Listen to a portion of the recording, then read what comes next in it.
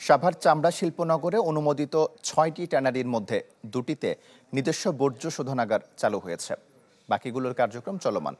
চামড়া নিয়ে আন্তর্জাতিক মেলার উদ্বোধন অনুষ্ঠানে এই তথ্য জানান বিসিক চেয়ারম্যান মোহাম্মদ সাইফুল ইসলাম। বলেন, এলডব্লিউজি সনদ নিশ্চিতে শিগগিরই আরও অন্তত 10টি প্রতিষ্ঠানকে ইটিপি অনুমোদন দেওয়ার পরিকল্পনা রয়েছে। আলাদা ইটিপিগুলো চালু হলে কেন্দ্রীয় বর্জ্য শোধনাগারে চাপ কমবে। এ সময় বিটিএ চেয়ারম্যান জানান, শুধুমাত্র কমপ্লায়েন্সের অভাবে থমকে আছে এই শিল্পের অগ্রগতি।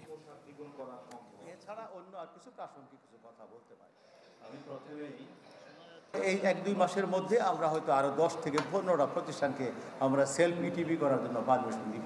এটা কিন্তু এদের শিল্পনগরীর উদ্যোক্তাদের কিন্তু এই রিকোয়ারমেন্টটা আছে। লেদার ইন্ডাস্ট্রিতে কিন্তু আমাদের অনলি 2% আমাদের এফডিআই এসেছে।